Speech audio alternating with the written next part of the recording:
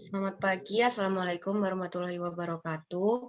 Kami dari kelompok 6 ingin mempresentasikan hasil diskusi kami mengenai hemorrhage and hematological disorder of fetus and newborn pada P50 sampai dengan P61 yang beranggotakan saya sendiri Elizabeth Dianing Desisti Utami, yang kedua ada Ira Meriam Taswab, lalu ada Jalaluddin, dan yang terakhir ada Rafika S. Kunak. Kelainan perdarahan dan hematologis janin dan neonatus, kecuali anemia hemolitika herediter pada D55 sampai dengan D58, sindroma Gilbert pada E80.4, sindroma Klinger-Najar pada E80.5, sindroma Dubin-Johnson pada E80.6, dan stenosis dan struktura kongenital saluran empedu. Selanjutnya akan dibacakan oleh Jalaluddin. P50 fetal blood loss, kehilangan darah janin, kecuali anemia kongenital akibat kehilangan darah janin P61.3. P50.0 kehilangan darah janin dari fase previa. P50.1 kehilangan darah janin dari struktur umbilisus. P50.2 kehilangan darah janin dari plasenta. P50.3 perdarahan ke dalam saudara kembar. P50.4 perdarahan ke dalam sirkulasi ibu. P50.5 kehilangan darah janin dari ujung terpotong umbilikus saudara kembarnya. P50.8 kehilangan darah janin lainnya.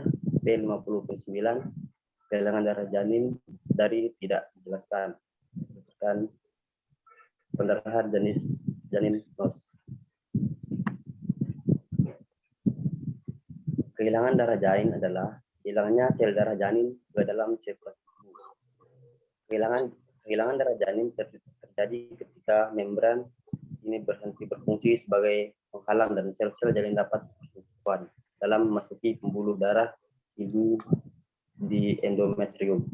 Pengobatan jika perdarahan yang sedang berlangsung dan cepat terjadi, maka kelahiran janin secara dapat diindikasikan jika janin cukup berkembang. Jika perdarahan telah terjadi dan sekarang berhenti, transfusi in utero sel darah merah ke janin dapat direkomendasikan. Penyebab peningkatan kehilangan darah janin akibat dari trauma, solusio plasenta, atau dapat secara spontan tanpa penyebab yang ditemukan. Selanjutnya akan dibacakan oleh teman saya, Ira.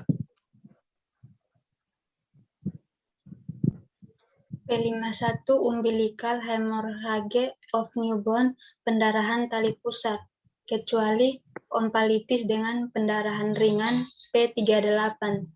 P51.0 pendarahan masif dari umbilikus neonatus. P51.8 pendarahan dari umbilikus neonatus lainnya, kebocoran ligatur atau pengikat umbilikus NOS. P51.9 pendarahan dari umbilikus neonatus tidak dijelaskan.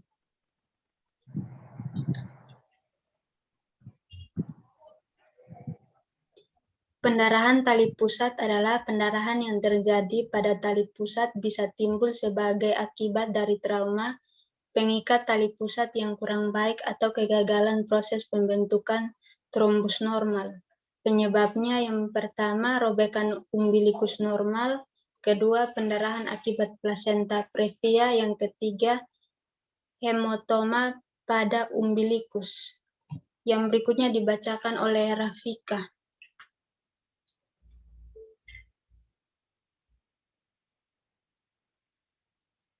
Jangan hilang.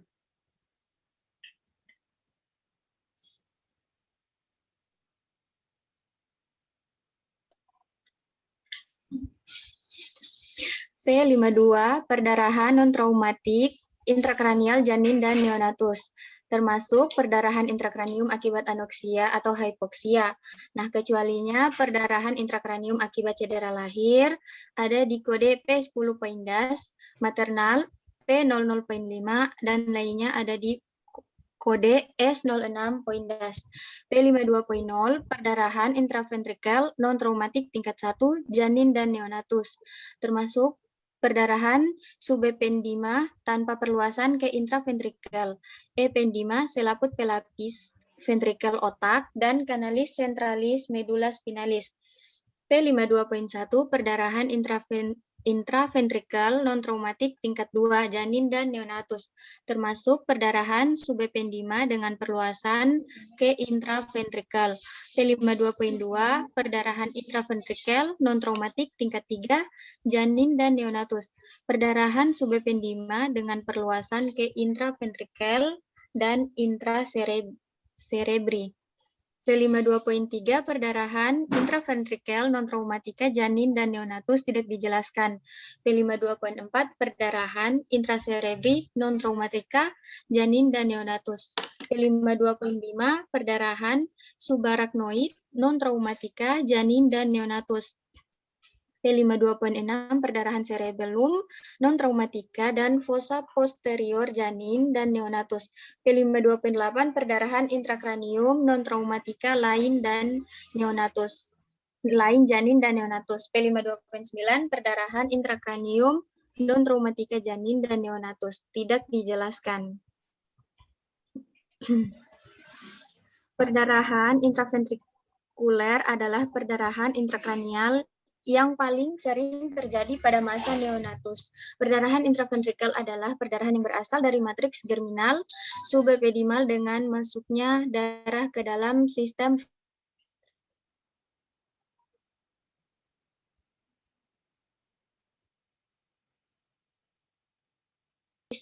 klasifikasi perdarahan intraventrikel oleh Volpe dibagi atau kurang dari 10% area ventrikel terisi dengan darah.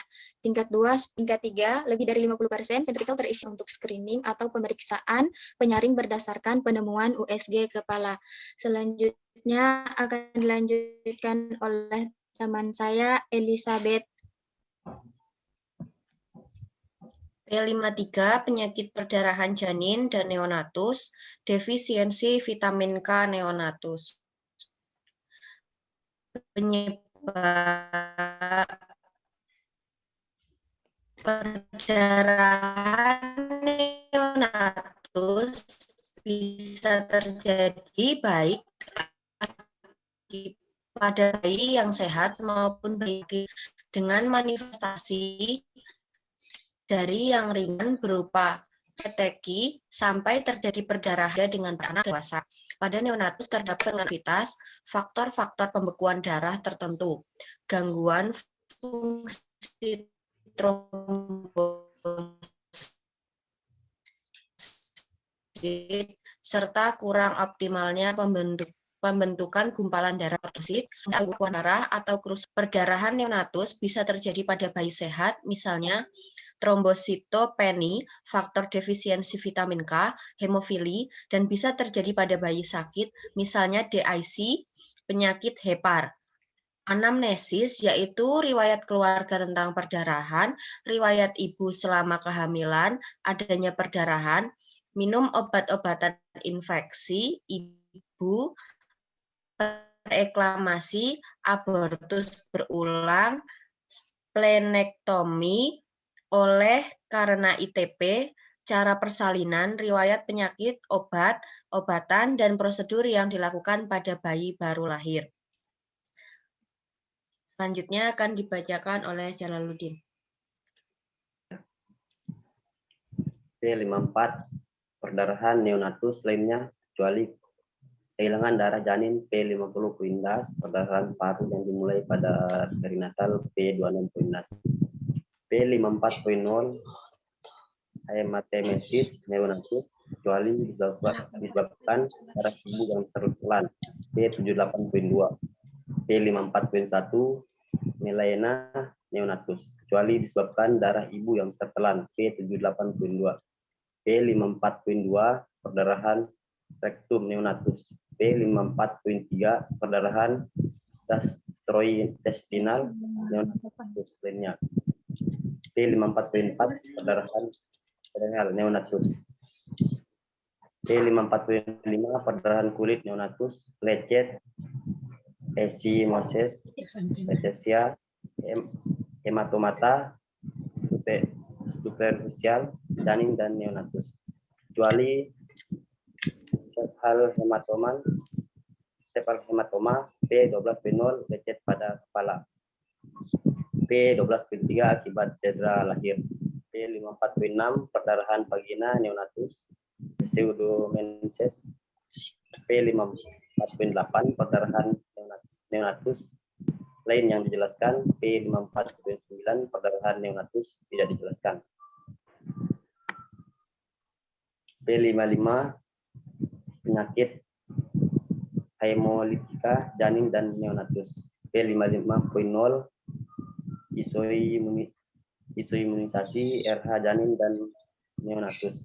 P55.1 isoimunisasi ABO janin dan neonatus. P55.8 penyakit hemolitika lain janin dan neonatus. P55.9 penyakit hemolitika janin dan neonatus tidak dijelaskan. P56 hidropetalis akibat penyakit dan neonatus kecuali hidropetalis NOS P83.2 bukan akibat penyakit hemolitika P83.2. P56.0 hidropetalis akibat isoimunisasi. P56.9 hidropetalis akibat penyakit hemolitika lain dan tidak dijelaskan. Tentunya akan dibacakan oleh Ira. Penyakit hemolitik pada bayi baru lahir adalah sindrom anemia hemolitik dan ikterus yang terjadi akibat destruksi eritrosit yang sudah dilapisi oleh antibodi. Patofisiologi pada penyakit ini adalah karena adanya proses imun yang dimulai saat terjadi sentisasi pada kehamilan pertama saat darah janin yang memasuki sirkulasi ibu. Penyebabnya ketidakcocokan golongan darah ABO atau resus memicu proses imun ibu membentuk antibodi sehingga menyebabkan penghancuran eritrosit bayi.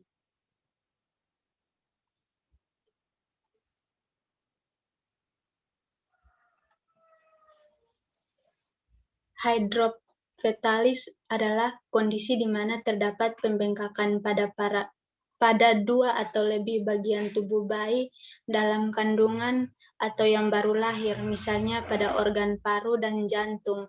Kondisi ini termasuk kondisi berbahaya yang dapat mengancam nyawa bayi. Jenis hidropetalis dan penyebabnya. Yang pertama, hidropetalis imun. Kondisi ini terjadi akibat ketidakcocokan resus. Ketidaksesuaian tersebut membuat sistem kekebalan tubuh ibu hamil menganggap sel darah bayi sebagai benda asing yang perlu dihancurkan. Yang kedua, hidropetalis non-imun. Hidropetalis non-imun merupakan jenis hidropetalis yang paling umum mencakup 90% kasus. Kondisi ini disebabkan oleh adanya penyakit tertentu yang mengganggu kemampuan tubuh bayi untuk mengontrol kadar cairan tubuhnya. Selanjutnya dibacakan oleh Rafika.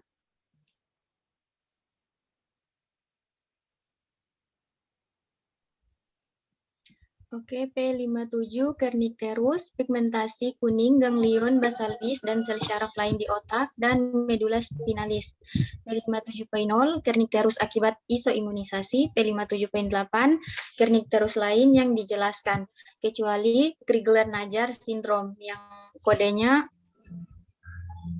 E80.5. P57.9 kernicterus tidak dijelaskan.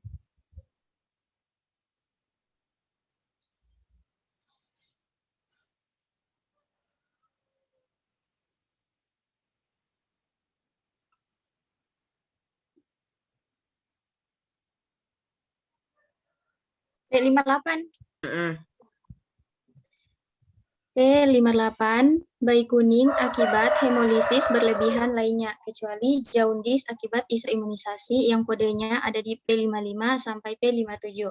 P58.0, jaundice neonatus akibat lecet, P58.1 jaundis neonatus akibat perdarahan, P58.2 jaundis neonatus akibat infeksi, P58.3 jaundis neonatus akibat polisitemia, P58.4 jaundis neonatus akibat obat atau toksin dari ibu atau yang diberi pada neonatus. Gunakan kode tambahan untuk penyebab luar yang ada di bab 20 atau obat. P58.5 jaundis neonatus akibat darah maternal, P58.8 jaundis neonatus akibat hemolisis berlebihan lain yang dijelaskan, P58.9 jaundis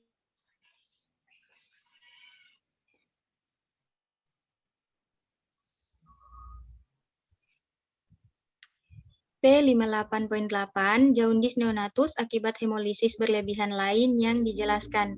P58.9 jaundis neonatus akibat hemolisis berlebihan tidak dijelaskan. Kernicterus adalah kerusakan otak pada bayi akibat tingginya kadar bilirubin dalam darah. Bilirubin yang menjadi penyebab timbulnya penyakit kuning ini jika tidak tertangani dapat menumpuk pada otak. Kernicterus disebabkan oleh tingginya kadar bilirubin dalam darah. Bila kondisi ini dibiarkan, bilirubin bisa menyebar hingga ke otak dan menyebabkan kerusakan otak permanen.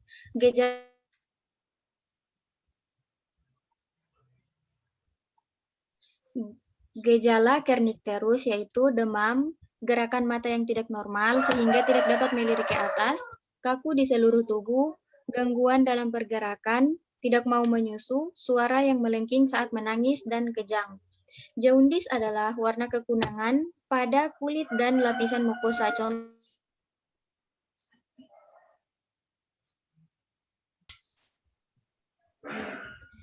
Jaundis adalah warna kekuningan pada kulit dan lapisan mukosa, contoh bagian putih mata, dan merupakan kondisi yang sering dialami bayi baru lahir.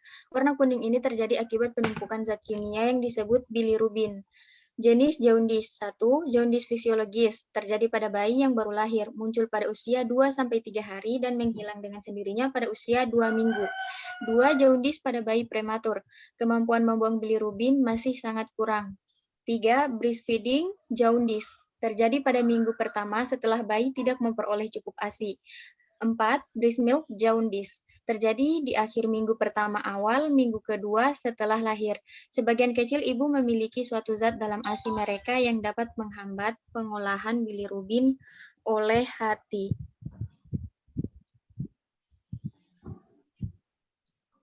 Jadi ini gambar penyakit jaundis dan kernicterus. Selanjutnya akan dijelaskan oleh Elizabeth Dianingtyas. P59 bayi kuning akibat penyebab lain dan tidak dijelaskan, kecuali akibat kesalahan metabolisme sejak lahir, kernicterus pada P57 poin das. P59 poin 0 jaundis neonatus yang terkait dengan kelahiran preterm hiperbilirubinemia pada prematuritas, jaundis akibat konjugasi terlambat yang terkait dengan kelahiran preterm.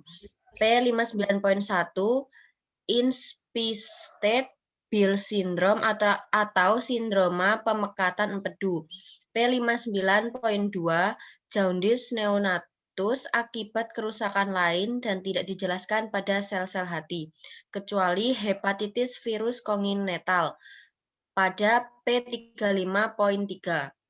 P59.3 jaundis neonatus akibat inhibitor ASI. P59.8 jaundis neonatus akibat penyebab lain yang dijelaskan. P59.9 jaundis neonatus yang tidak dijelaskan. Jaundis fisiologis berat berlangsung lama NOS. P60 disseminated intravascular coagulation atau DIC pada janin dan neonatus. Sindroma defibrinasi janin dan neonatus. Selanjutnya akan dijelaskan oleh Jalaluddin.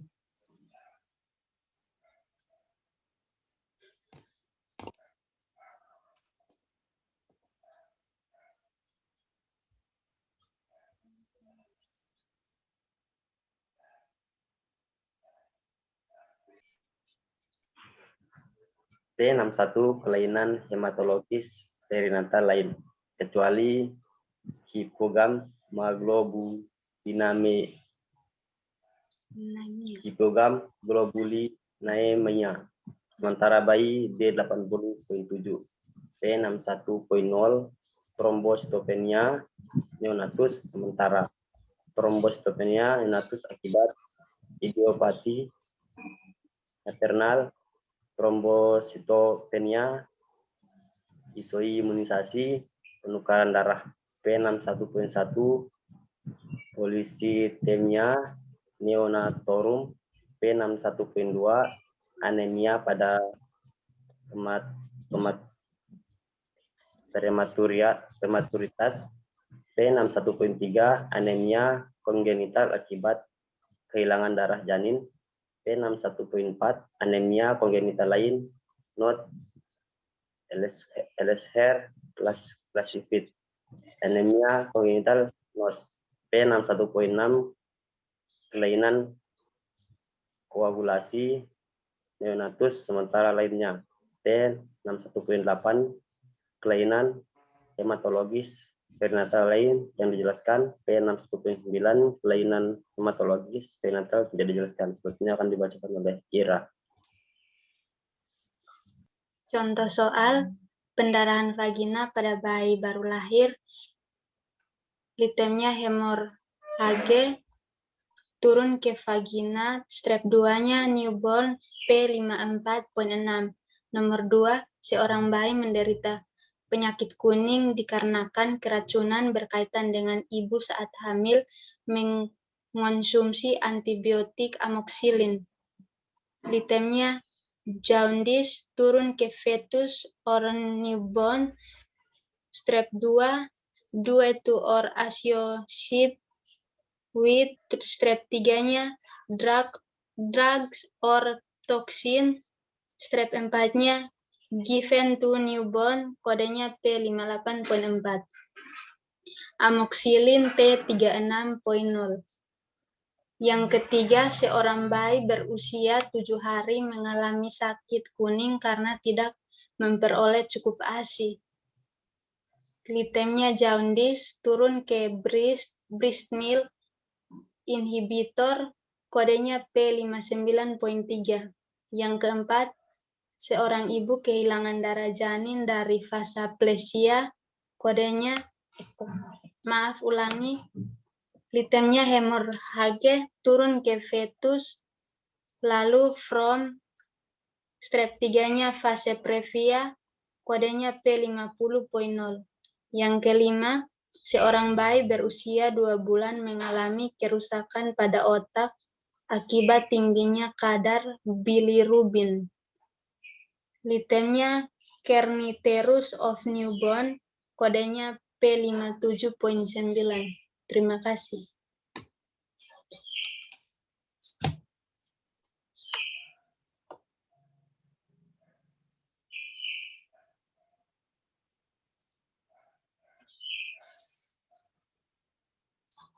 Sekian presentasi dari kami, kurang lebihnya kami mohon maaf. Selamat pagi, Assalamualaikum warahmatullahi wabarakatuh. Pagi.